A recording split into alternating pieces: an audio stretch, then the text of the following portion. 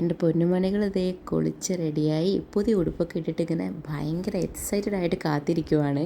അവരുടെ ഏറ്റവും ഫേവറേറ്റ് ആയിട്ടുള്ള 2 പേര് ഇതേ ഇപ്പം എത്തും. അവരെ കാണാൻ വേണ്ടിയിട്ട് കാത്തിരിക്കുവാണ് കേട്ടോ. നെച്ചൊക്കെ ഇങ്ങനെ ഭയങ്കര ഹാപ്പി ആയിട്ടിരിക്കുവാണ് ആ കാര്യമൊക്കെ പറയുമ്പോൾ. അപ്പോൾ അത് വേറെ ആരുമല്ല, അവരുടെ കൊച്ചായും കുഞ്ഞായും ആണ് കേട്ടോ. അപ്പോൾ കുറേ മാസങ്ങളുടെ ഗ്യാപ്പിന് ശേഷമാണ് അഫ്സാനായും ബയ്യായും നാട്ടിലേക്ക് എത്തുന്നത്. അവരെ പോലെ ഞങ്ങളെല്ലാവരും ഭയങ്കര ഹാപ്പിയാണ് കേട്ടോ. അപ്പം നെച്ചുവിന് കൊച്ചായ കണ്ടപ്പോൾ തന്നെ ഭയങ്കര എക്സൈറ്റഡ് ആയിട്ട് ഇത് ചാടി പോകുന്നുണ്ട്. 4 പേരും അതെ വീഡിയോ കോളൊക്കെ കാണുമ്പോഴൊക്കെ കൊച്ചാ കുഞ്ഞാ വായോ എന്നൊക്കെ പറഞ്ഞിട്ടാണ് കേട്ടോ എപ്പോഴും വിളിക്കുന്നത്. അങ്ങനെ ദേ അവർ കൊച്ചായെ കുഞ്ഞായൊക്കെ കണ്ടിട്ട് ഭയങ്കര ഹാപ്പി ആയിട്ടിരിക്കുവാണ്.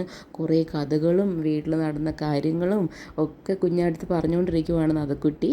പിന്നെ ബയ്യായും അഫ്സാനായും ഡ്രസ്സ് മാറാൻ പോലും വിടുന്നില്ല, അങ്ങനെ പിടിച്ചവിടെ ഇരുത്തിയേക്കുവാണ് കേട്ടോ. പിന്നെ കൊച്ചായും കുഞ്ഞായും വന്നു കഴിഞ്ഞാൽ പിന്നെ ഫുൾ ടൈം അവരുടെ കൂടെയാണ് കളിയും ചിരിയും കാര്യങ്ങളും.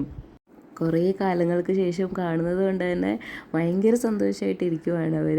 ഒരു നിധി കിട്ടിയ പോലത്തുള്ളൊരു സന്തോഷവും. പിന്നെ ആരെയും അങ്ങോട്ടും ഇങ്ങോട്ടും തൊടാനോ പിടിക്കാനോ ഒന്നും സമ്മതിക്കുന്നില്ല. പിന്നെ അതേ കൊച്ചായും കുഞ്ഞായും കൊണ്ടുവന്ന ഗിഫ്റ്റ്സൊക്കെ ഇങ്ങനെ മക്കൾക്ക് കൊടുക്കുവാണ്.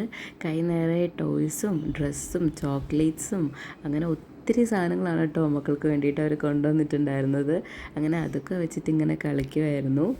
പിന്നെ കൊച്ചായും കുഞ്ഞായും വീട്ടിലുണ്ടെന്നുണ്ടെങ്കിൽ മോർണിംഗ് എണീറ്റ് വന്ന ഉടനെ സ്റ്റെപ്പിൻ്റെ അവിടെ പോയി കൊച്ചാ കുഞ്ഞാന്നിങ്ങനെ വിളിയാണ് അവരുടെ ജോലി. അങ്ങനെ അവരുടെ 1 മാസത്തെ ലീവിന് ശേഷം ഇപ്പോൾ അവർ വീണ്ടും പുറത്തേക്ക് പോയിരിക്കുകയാണ്. ഇപ്പം പഴയതുപോലെ തന്നെ വീഡിയോ കോളും കാര്യങ്ങളൊക്കെ ആണ് കേട്ടോ. അപ്പോൾ അടുത്ത വരവിന് വേണ്ടി മക്കൾ വെയിറ്റിംഗ് ആയിരിക്കുക.